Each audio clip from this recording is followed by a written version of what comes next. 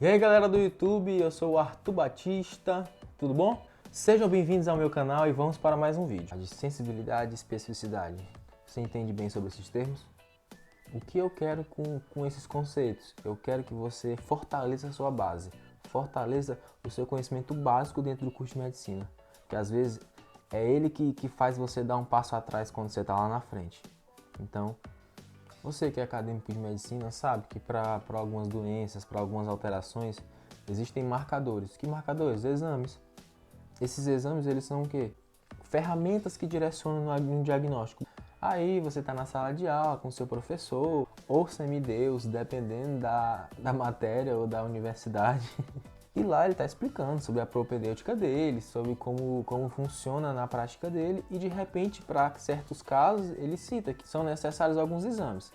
Esses exames ele comenta: ah, mas esse aqui exame tem alta sensibilidade, e esse outro exame aqui já tem uma baixa especificidade.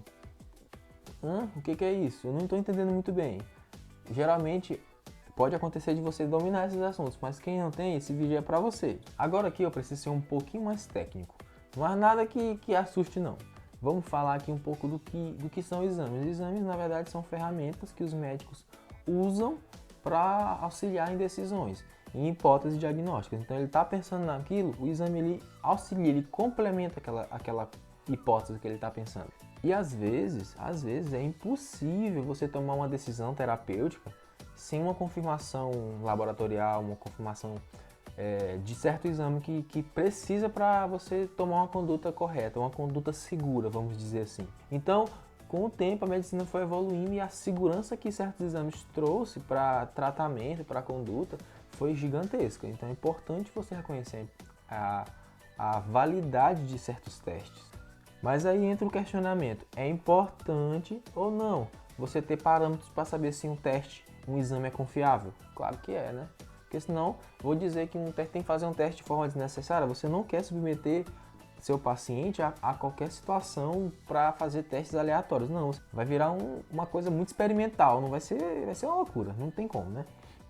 Então, para ser seguro, para ter mais confiança na conduta e como a gente vai fazer, foi que surgiu os conceitos aí de sensibilidade e especificidade. Agora vamos lá. O que é sensibilidade? Primeiro, pensem em probabilidade, pensem em chance, porque aí você vai clarear sua mente, porque isso aqui é uma conversa. Aqui é só para você esclarecer, para você depois tentar ver exemplos de exames que são X ou Y. Mas pense em chance. Então, sensibilidade é a chance de um exame dar positivo quando o indivíduo tem a doença, certo? E dentro desse tópico sensibilidade, o exame ele tem duas classificações que podem acontecer, que são os dois parâmetros para saber o quão sensível ele é. Olha só como é que funciona. Quando eu quero medir se um exame é bem sensível, eu tenho que ter parâmetro, e são esses dois. Aí entra essa história de chance. Por quê? Porque se um exame, a pessoa tem a doença e o exame deu positivo, isso quer dizer que esse exame ele é muito sensível. Mas se aconteceu o contrário, estou aqui, estou doente, mas o exame não indicou isso, o exame disse que não. Vamos entender. O verdadeiro positivo é aquele onde a verdade se positiva. Olha que louco, olha que fácil, entendeu? Pensa sempre assim. Então, se é sensível, por quê? Eu estou doente e o exame também tá. Fechou, né? Esse é o verdadeiro positivo. E qual é o falso negativo? O falso negativo é aquele onde eu estou doente e ele não tá, então ele está sendo falso. Olha, a jogada é essa. O exame está sendo falso, ele não tá concordando com o que é verdade, que é eu estar doente.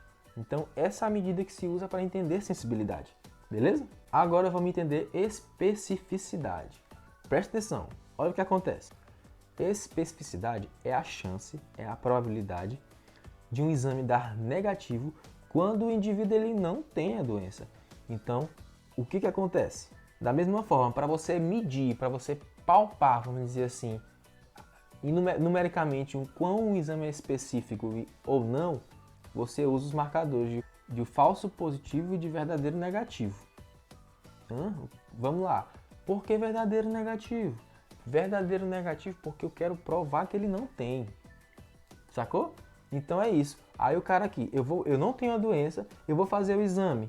Continua não tendo. Então estou verdadeiramente negativando aquela hipótese. Sacou?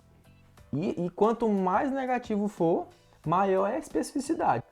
Ele vai excluir, excluir, excluir e cada vez mais vai ficando só aquele funilzinho que só vai ser aquilo ou não vai. Rapaz, eu não tenho a doença, mas o exame está dizendo que eu tenho. Então, esse aí, ele é o falso positivo. Por quê? Porque eu não tenho a doença e ele está dizendo que eu tenho. Beleza? Então, as medidas elas são usadas assim.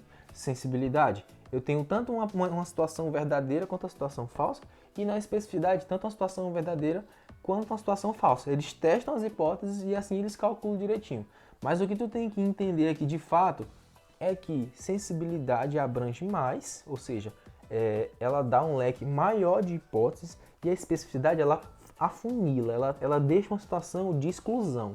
Então pensa a sensibilidade como sendo direcionamento e especificidade como sendo exclusiva. Rapaz, Arthur, não tô entendendo isso ainda não. Não, isso é normal, pô. Tem que ser assim mesmo, tem que perguntar as coisas, bicho.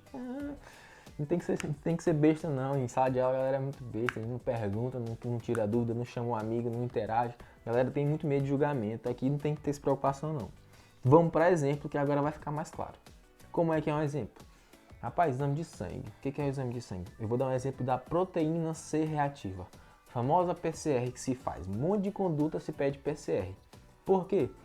Porque ela direciona o diagnóstico. Como assim, Arthur? PCR é um marcador de inflamação. Se ele é um marcador de inflamação, qualquer situação de alteração do sistema imunológico ela vai indicar. Qualquer situação. Então, rapaz, eu estou suspeitando disso. Quando eu peço PCR, ele confirma essa situação. Porque eu quero, eu vou começar o caminho da hipótese diagnóstica. Claro, associada à clínica, que é a anamnese, exame físico, sinais vitais, tudo isso sendo o propósito do atendimento. Exame complementar, ele complementa o diagnóstico. Às vezes ele é bem específico, ele consegue direcionar precisamente, mas isso não exclui a clínica e nunca vai excluir.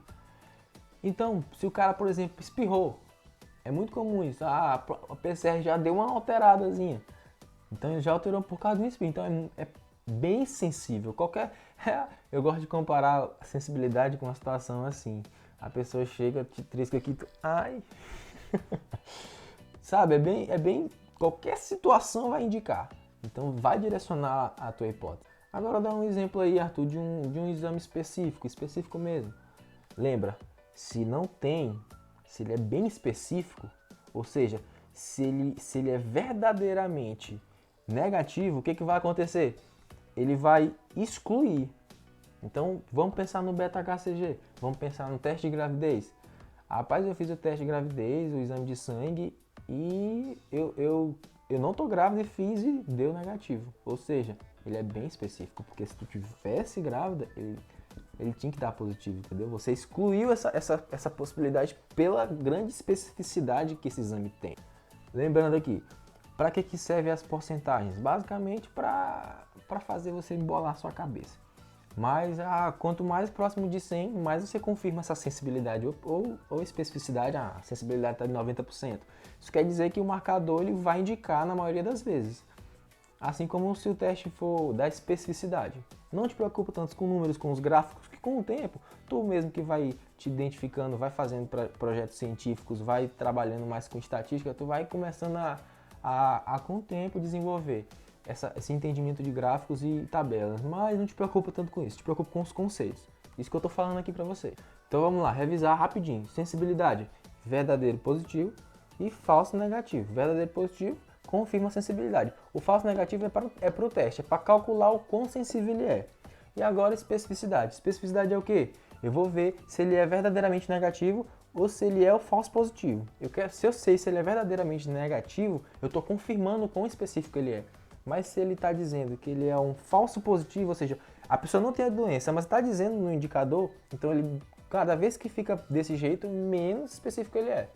Não tem erro, saca? É uma coisa que vai. É uma permuta de informações que às vezes no início pode parecer que é uma complicação, mas se tu entende o conceito por trás, tu não te prende muito a isso. Rapaz, Arthur, agora eu tô com uma dúvida. Será se não é descartável a questão de um exame que é muito sensível? Porque na verdade ele vai indicar para muita coisa e isso não vai ser útil na minha hipótese? Vai, cara, vai. Porque você lembra do que eu falei: sensibilidade, direcionamento, especificidade, funilamento, que é exclusão. Tu, quando consegue confirmar o quão sensível aquele teste é, o que acontece? Rapaz, eu estou vendo clinicamente que aquele paciente está de uma forma e o marcador de inflamação está confirmando isso, sabe? Ajuda muito no direcionamento. Às vezes você está achando uma coisa e o marcador não ativou. Tem alguma coisa errada aí, entendeu? Então, cada exame ele tem sua importância. Cada exame ele vai se adequar dependendo das situações. É importante você fazer a triagem, vamos dizer assim. Então, porque a maioria dos exames mais específicos, às vezes eles têm uma demora, eles têm um custo maior. Então a medicina ela tem esse direcionamento, ela tem essa prática. Os exames com alta sensibilidade, que são os exames que são usados geralmente de forma inicial, eles vão dando um direcionamento diagnóstico. E às vezes, somado à clínica, já é suficiente para você tomar uma conduta, beleza? É por isso que eles são importantes. Pois é, gente, essa era a conversa que eu queria ter com vocês. Ela é uma conversa assim mais tranquila, mais rápida. Eu quero ter essa proposta de vídeos mais rápidos para fazer com que você olhe aqui rapidinho no YouTube, mostre para um amigo que está com dúvida nesse conteúdo e isso seja dinâmico. O que eu quero produzir assim, além de querer produzir também conteúdos mais longos, mas isso é com o tempo, é com as sugestões de vocês, é com vocês falando comigo, dizendo assim, Arthur, melhora nesse ponto, faz desse jeito. Nas minhas redes sociais eu vou estar postando conteúdos assim, sugerindo para vocês e vocês vão me dar um feedback sobre conteúdos que vocês acham que seriam interessantes de eu comentar aqui. De forma rápida, assim, porque para eu fazer esse vídeo, pode parecer assim de forma, sei lá, mas vai que você acha que eu não dei uma estudada nisso aqui. Cara, eu fui olhar os vídeos que tem disponíveis no YouTube e tentei fazer de uma forma diferente, uma forma que mostre a minha cara para você. Se você for procurar os vídeos, geralmente a pessoa não está olhando no teu olho, são slides. Eu quero ter essa proposta diferente. Quero trabalhar desse jeito assim mais próximo de quem está vendo, porque eu tô olhando aqui, eu tô tentando conversar diretamente contigo. E isso é importante, para que essa relação seja mais de boa, seja mais tranquila. Eu queria até brincar mais, só que às vezes também não dá, né? Então você sabe que para me estimular a fazer isso, não precisa nem eu falar, né? Todo YouTube pede a mesma coisa, então você só faz isso. Você sabe o que é que tem que fazer. E me segue nas redes aí, principalmente no Instagram, que é lá que eu vou focar nas informações que eu vou passar, nas atualizações de tudo, viu? E muito obrigado se você ficou até aqui, de verdade. Eu tô começando, eu tô empolgado, eu tô com muita vontade de produzir conteúdo.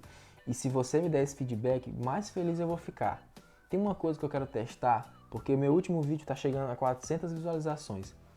Parece pouco, sei lá, numericamente, mas eu sou feliz demais por esse número, principalmente pelo número de likes que estão começando a aparecer. Então, eu quero propor uma coisa aqui. Se esse vídeo tiver mais comentários do que o último, mais visualizações assim de forma expressiva, eu também sou designer gráfico, então eu vou disponibilizar um mapa mental de sensibilidade e especificidade, destrinchando de forma resumida para ficar medular, para não esquecer nunca mais. Então eu coloco no Instagram isso. Eu só quero esse compromisso. Se você tá vendo isso aí, marca alguém, mostra para alguém e estimula para que eu consiga produzir mais vídeos, para que eu consiga me dedicar mais. Porque nada é melhor do que alguém te estimulando para você conseguir fazer algo melhor, né? Então, se acontecer desse vídeo ficar um pouquinho melhor do que o outro que eu postei, esse é o meu primeiro vídeo mesmo de conteúdo, eu vou disponibilizar um mapa mental para vocês nunca mais esquecerem esses conceitos de sensibilidade e especificidade. Então é isso, pessoal. Muito obrigado se você ficou até aqui e até o próximo vídeo, viu? Valeu, falou!